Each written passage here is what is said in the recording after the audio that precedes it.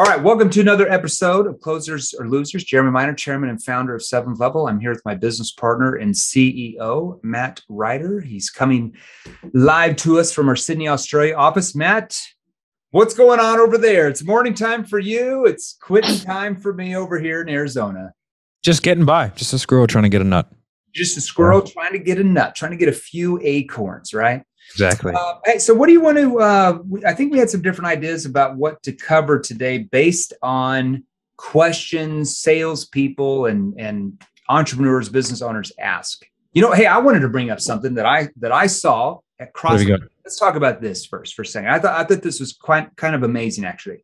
So there was some Facebook group that I'm in, which I didn't even know I was in, but I got notified. I was like, killing myself at CrossFit. I looked down to, during the 1 minute break between sets or whatever. And I looked down and there was like this high ticket, some type of Facebook group. And there was like something on there that everybody was commenting. And this guy was like, he said this, I want to repeat it to you. And I want to get your thoughts on. I'm intrigued. You have me. This is interesting stuff. Like, I mean, I never respond to like people's messages, but like this made me like, I'm going to respond to this guy's messages. He said, his name's JD Daly, and he might even be one of our clients. I don't even know. It's in the Undeniable Closers Remote Sales Career Development Job Opportunities Facebook group. Wow. He says, buying sales training for a job you don't have is like buying, what is that? NITROUS. What is that? Nitrous. Yeah, I don't know how to pronounce this. It's like buying nitrous for a race car you don't own, meaning that he doesn't believe you should buy sales training before you get a sales job. And I was like, man, that's kind of interesting thinking there.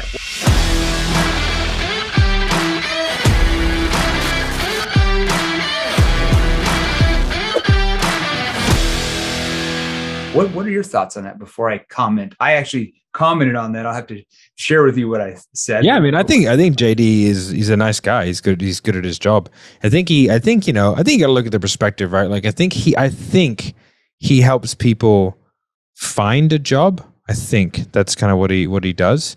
Okay. So maybe I'm not really sure the motivation behind that. For me, that seems the same sort of thinking as packing your parachute as you jump out of the plane.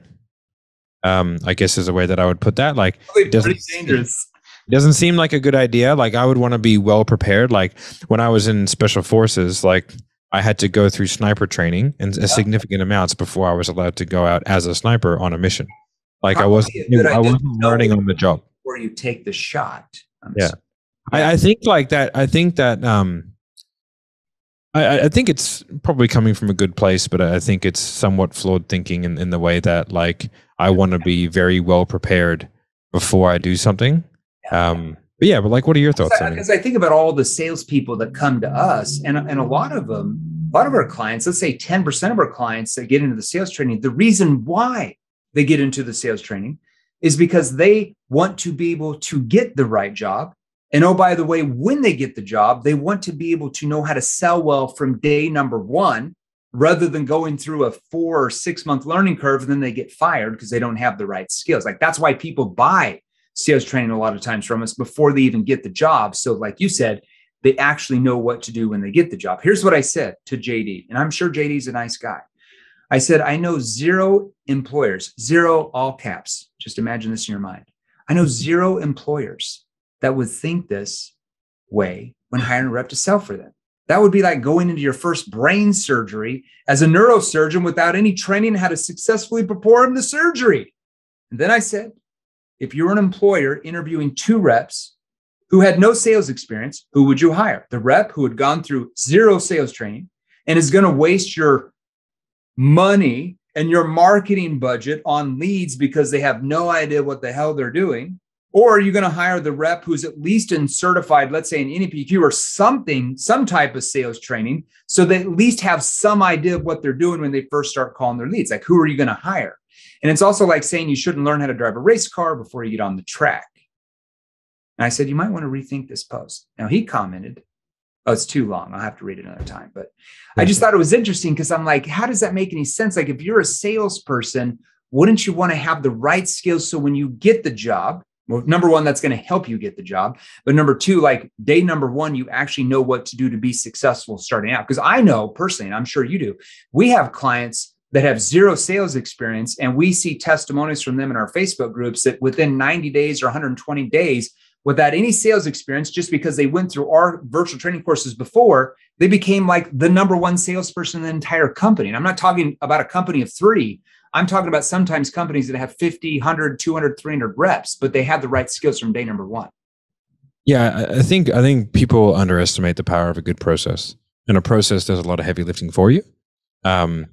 Which if you have a really solid sales process that you're taking someone through with a high level of intent and even a baseline understanding of what it is you're doing and what it is you're selling, then you will outperform people with a high level of product knowledge and experience who do not have a sales process, because you're essentially playing chess blindfolded.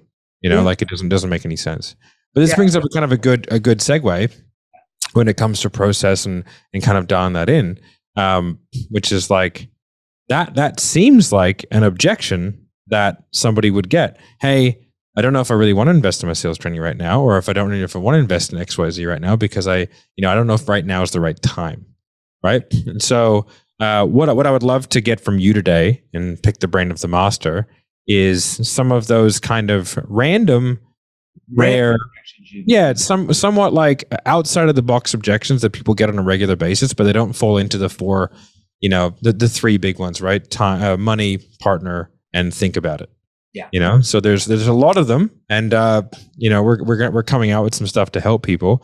And you came up with a shocking number of objections. You told me when you came up with that, I go, mate, there are 4, and you're like, no, there are more than that. Yeah, exactly. So you're like, okay, so we get to, so everybody knows the backstory. So we get tasked, and we're like, hey, we need to have, because like in our virtual training courses, we have hours and hours, like 27 hours of content, sales training on every subject you can think of, A to Z, the whole sales process to close more. It doesn't matter what industry, what product or service you sell. And we have at least a few hours of that is just strictly on objection handling. But everybody's like, hey, we need to have just one standalone product that's only on objection handling. That's like 5, 6, 7 hours. And like, we need to come up with like the top 50 objections, right? Somebody said that in the company. I'm like, top 50 objections. Like 1, 2, 3, 4, 5. So as I started writing all this out, because I'm like, okay, we're going to develop the product that has the top 50 objections. And I'm going to make it where it's going to be objections that everybody would pretty much be familiar with in pretty much almost every industry. Now, when I wrote this out, there's some objections that you would only have in a business to consumer, if you were selling business to consumer, and there's some that would only be for business to business. And I specified that. But there's really quite a few objections. And they're just some that you don't get as much, but you get them and you have to know what to do. Like you said, it's really the big objections, like we don't have the money or the budget. We can't afford it. That's all kind of in one thing. There's little offshoots of that. I need to think it over is in this little realm. The spouse objection, or maybe business partner objection. And maybe we don't have time, or now's not a good time. Like those are kind of the same for it, but you always have offshoots of that, right? And so I'll give you an example. And I know, Marco was saying like, man, how are you going to come up with 50 objections? And I'm like, well, here's objection number 45. Now this objection you would really only get if you're selling more to business to consumer. You're not really going to get, you could get it from like some small companies, but like if you're selling enterprise companies, they're not going to give you an objection like, hey, I don't want to go into debt. Like that's an objection that some salespeople get in certain industries, right? Now, exactly. If you're selling to, AT&T, they're not going to give you an objection like, hey, we don't want to go into debt. It's just not going to happen. Yeah. They've got the cash flow, or they're used to working with debt. It's actually very common on the account that we run the sales for, Ryan Serhant. Very, very common for real estate agents to, like, extremely common objection actually to go, I could put on a credit card, but I don't want to go into debt. Yeah. So we have to help them overcome that way of thinking, right? So the process says, hey, we really like this, but we're going to have to wait until we have the full amount. We just don't want to go into any debt. So the way I would handle that, the way we teach that, in this course, is you'd simply say, oh, yeah, I can see that. Could I make a suggestion on this topic? And they're going to be like, yeah, sure, go ahead. And then here's exactly what I'm going to do. And I just wipe this objection away, because who's the biggest guru out there that says you should never go into any type of debt? Dave Ramsey. Dave Ramsey. And I know a lot of people, and I like some of his stuff. But here's what I say. And I'm like, can I make a suggestion on this topic possibly? Oh yeah, sure. Go ahead, Jeremy. I'm a big Dave Ramsey fan. This is what you say. I'm a big Dave Ramsey fan. And he talks about that there are two types of debt. There's consumer debt, and then there's business debt. Some people would say good debt. Are you familiar with the difference in those? Now, most of the time people are like, no, what do you mean by that? I mean, that's what most people would say when I would ask that question. Well, consumer debt is where you take your credit card, you go to the mall, you like those shoes, you go buy the shoes on your credit card. Oh, I need that coat. You go buy the coat on the credit card. Oh my gosh, that's a really cool hat. You buy the hat on the credit card. Oh my gosh, I need that 75-inch TV. You go buy that on credit card. Oh, I'm going to go get a new car. And you buy all that on credit. How much of that, how many of those things that you just bought on credit that you went into debt for actually make you any money? And they'll be like, none of those. I'm like, exactly. They just take your money.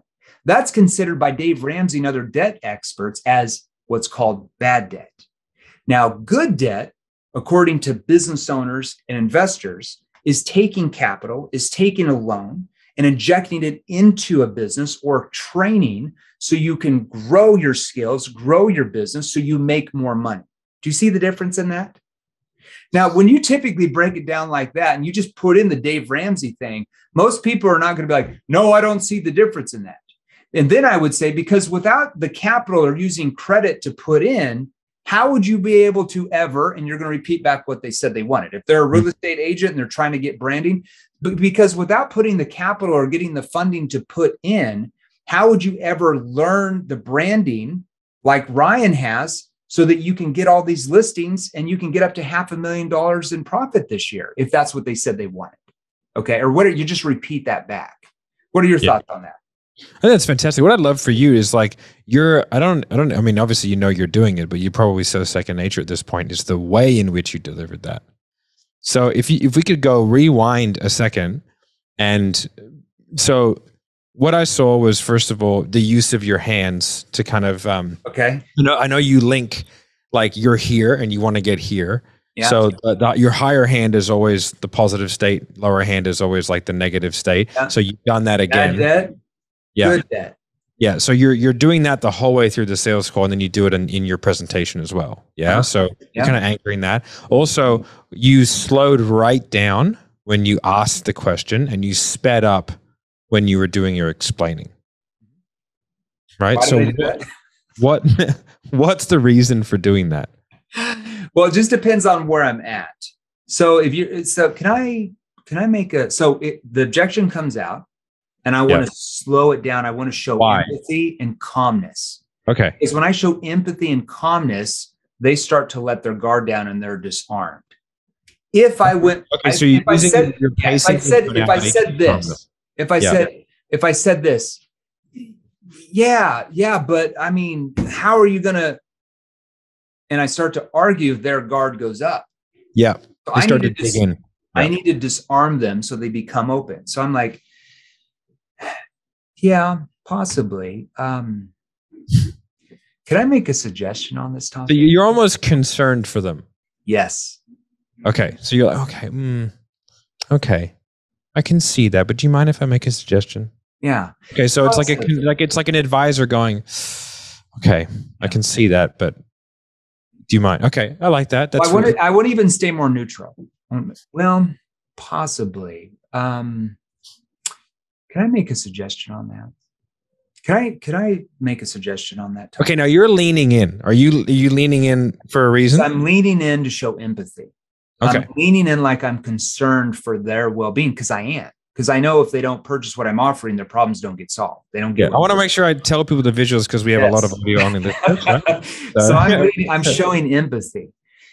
Or I could do it like this. Let me show you another trick of the trade that I actually trained on today, with how to get somebody that's like not opening up in a conversation to open up, like a hardcore A type that's like you're asking really good questions, but they're just giving you surface level answers, and you're trying to probe and clarify. They're just not going anywhere, and you just stop and say, "Hey, just one-to-one, like off the record. Can I suggest something to you? So when I say just, hey, just 1-to-1, whatever you want to open up, it's like, hey, just 1-to-1, like me with you, like off the record. What's really holding you back? Oh, well, I'm just concerned about it. Always say that. Just, hey, just me and you right here, like off the record. Why is this so important to you now? Like, why not push it down the road like unsuccessful people would? See, I can apply whatever I want there to get them to open up by saying. So if you're feeling resistance, you're not really, you feel like it's very surface level, you lean in, slow it down. Hey, man, just between me and you. Yeah, just you and I right here, like off the record. You always say that, off the record. Right. And for those of you who are listening, you're doing air quotes, right? Leaning in, quit doing air quotes and saying off the record. Yes, you're like, hey, just between me and you, like off the record. Why look at doing something like this now? Like, why not push it down the road like unsuccessful people would? Or whatever you want to say to open them up, whatever your question you want them to open up. Okay, so that's another side story, okay? So anytime I'm helping resolve a concern, I'm always leaning in to show concern for them. And they can feel that. Even if I'm on the telephone, I'm still doing that because my tonality is affected by my body language. Even though they can't see me, if I just sit here like this, I'm not going to have the same empathy than if I just lean in like, hey, just off the record. Well, it's the same as like if you're on the phone with someone and they're scrolling on Instagram, you know they're scrolling on Instagram. Hey man, what are you doing? Something else? Like, what are you doing? Yeah. Like, oh yeah, sorry.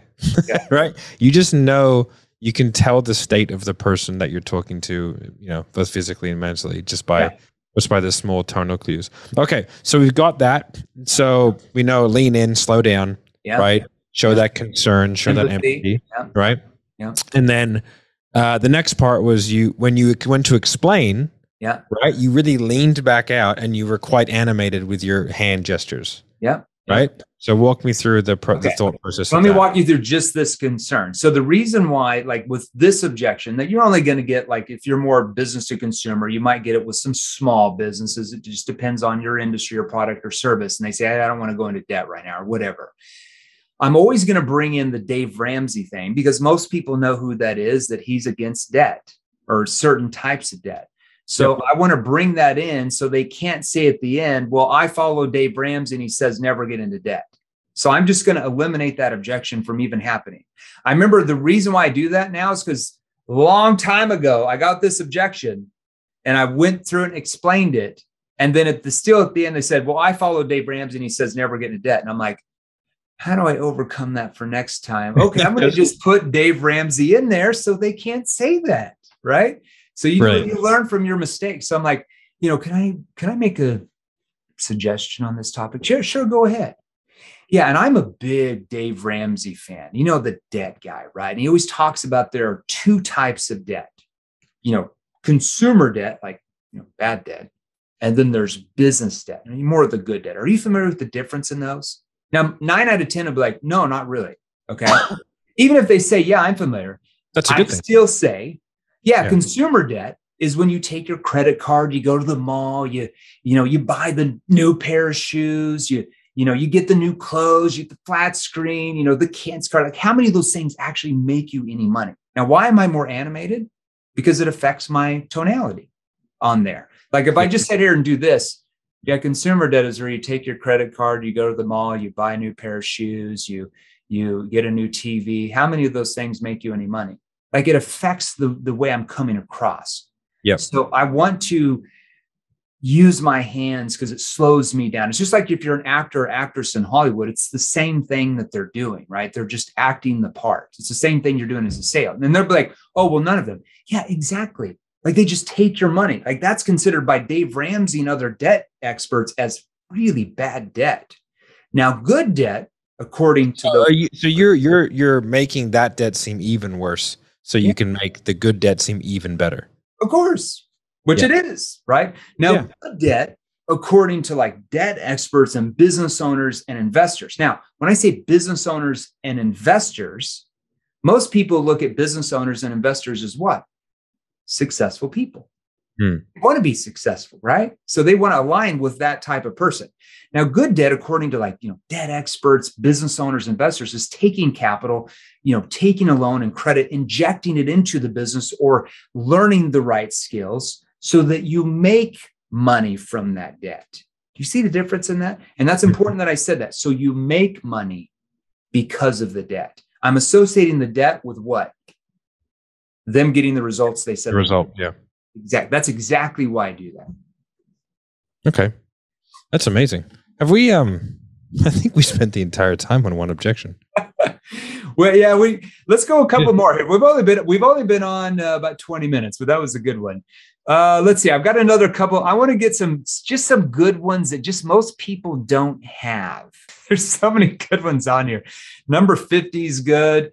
Hey, it sounds too good to be true. Or how about this one? I've just got this fear it won't work out for me. Or let's see, this is a good one here. Is this a scam? Which one of those three you want me to cover? I added those in because I'm afraid that it won't work out for me. Let's do that one. Talk about that one. Yeah. Because and that could be B2B, that could be B2C. I sold in 4 industries in my 17-year career before 7th level. 2 were B2B, 2 were B2C. I got that objection in both of the B2B things I sold and both of the B2C. Yep. I would have people in some form say, I'm not sure if this is going to work out for us, as a company, or I'm not sure, like when I sold debt release, I'm not sure this is going to work for us. And then when I sold like individuals, I'm not sure this program or training is going to work for me, right? So you can get that objection quite a bit. Now, let's roll play. Prospect says, I just have this fear it's not going to work out for me. You would ask, you lean in, what do you mean you fear it won't work out? So I'm leaning in. Hold on. What do you mean you fear it won't work out? Okay. Prospect says, and I gave an example here, which is really good. Okay. So let's say if you have companies call in, you work at a resort and you sell companies like services where they can bring in all of their employees to like have banquets and events, like you're an event seller or an event. Okay, something I just threw out an example here that I put on there. And let's say the prospect says, well, in the past with the resorts we've had problems with check-ins in our dinner services. Well, I want to clarify what they mean. So I'm going to say, hold on, walk me back. How do you mean exactly? Well, it's just the timing. We can't fly our employees in between like 2 and 5 and have them check in so they're ready for the welcome reception by 6:30. We have to get them into some rooms by noon or 1. And the employees get upset when they check in and the calendar rooms are not ready. So that's the problem she has, this lady calling in. I'm going to say, can you tell me how this affects you when that happens? Now, first of all, why would I say, she tells me these issues. Why do I want her to expand on that more? Can you tell me how this affects you when this happens? Why would I ever ask that question? Because you want to get you want to be able to relay some of the, lay in an emotional. Yeah. Right. So because people make decisions based on their emotion. Yeah. And so if it's affecting them tangibly and emotionally, then from there, as a salesperson, we have a lot more, I guess, leverage. Yeah. Is probably a grotesque way of looking at it, but we can create more urgency. Yeah. And to me, urgency is like, it's a combination of like pressure and tension, right? So it's like this internal need to move forward because they see the benefit in solving, but they see the catastrophe of not solving, and that creates a lot of tension. You're going to notice, I want everybody to notice, when I go through this, you're going to notice that I never actually overcome the objection. I just ask some clarifying questions, and you're going to see how she overcomes it herself and doesn't even bring it up. I'm going to show you this right now. There's different ways to do this. So she says, I just have a fear it's not going to work out. And I say, what do you mean you fear it won't work out? See, that's just a clarifying question. I don't know what she means. Most salespeople are like, oh, of course it's going to work. We guarantee our services, and she just hears like chatter and she's done. I don't know what she means, so I have to clarify. What do you mean you have a fear it won't work out? Well, in the past, blah blah. And I'm like, well, how do you mean by that exactly? Well, this happens, this happened. Then I'm going to say, can you tell me how this affects you when that happens? See, she's starting to feel the pain, and she's telling me the emotion's coming. I want her to relive the pain. I want her to expand on that pain, because the more pain she starts telling herself, the bigger the gap I'm building in her mind from where she is compared to where she needs and wants to be. So when I say that, she's like, oh my gosh, yeah, it has a huge effect on me. Like my boss jumps all over, everybody starts calling me. It happened a few months ago and I almost lost my job. You almost lost your job? Or I could say, how did that make you feel? But just another clarifying question. Oh my gosh, it made me feel horrible. Like I've got a family, I can't lose my job. See now how I'm starting to get her to see in her mind how this problem that keeps happening with these other resorts is now affecting her personally. And once I'm able to see how it affects her personally, she's bought into doing something about it. Okay. So I might say this, I've been devastated. I've got a family. I can't lose my job. And then I might say, okay, so it's important for you to get this right. That's called a probing statement. Okay. So it's important for you to get this right. Oh yeah. You have no idea. Now, at this point, I want to come back because she also had like two concerns. If you notice when I first brought this up, she said, in the past with the resorts we've used, we've had problems with check-ins and our dinner service. Now, we just addressed the check-ins. Now I need to find out about the dinner service. Oh, I've been devastated. I got a family ticket. I can't lose. Okay, so it's important for you to get this right. Oh, you have no idea. Okay, now you had mentioned you were concerned about the dinner service as well. Can you tell me more about that? Prospect, well, we usually got 500 people at the welcome reception. Usually the last 7 to 9 tables get their food served cold and then they get pissed off and they just start calling me. Then I'm going to ask, how does that impact you when that happens though? Oh gosh, I have to go in a crisis mode. I have to calm everybody down, but I should be trying to, set up everything for the after dinner party. That makes sense. You say, that makes sense. Tell me, what other points of concern do you possibly have? Prospect, I don't really have any other concerns. We just need to make sure it's well planned out and then executed. You would say then, okay, well, what I can do is I can show you how our hotel operations can be tailored to your schedule if you'd like. Would that possibly take the pressure off you this time? Oh, wow, sure would. When can we do that? And then poof, the fear of it not working out is magically gone. And the reason that is, every resort salesperson has heard the same facts from this prospect. But because of your questioning skills that I just showed you there with that objection, you heard the facts, but more importantly, you heard the feelings. You heard the emotion. You were the only one that brought that out. So now she's emotionally connected to you and actually solving the problem and using your company as that, because she's never felt that way before from a salesperson or a company. That's the big difference. All right, guys. Thanks, Jeremy. That was awesome. I hope you guys learned a lot today. If you guys do want to learn more of these skills, make sure you go to salesrevolution.pro. That's salesrevolution.pro. And you guys can kind of learn more about these skills. But Jeremy, I learned a lot. And I always learn a lot just from hearing myself sometimes. I don't know. That's why I'm here. I'm just here to help you learn from yourself. All right. Next step, guys, go. You want to learn some of these skills? We'll give you some free resources. Just go to salesrevolution.pro. Join the free Facebook group. We got 18,000 some people in there that are just like you, just hungry to learn more, how to sell more. Thanks for being on the show, everybody. Appreciate it. Thanks. Bye, guys. Bye. Hey guys, if you enjoyed these, here's another you can watch right over here, Join our free Sales Revolution group. Click the link below, join us, and we're going to help you. Thanks for watching. We'll see you real soon.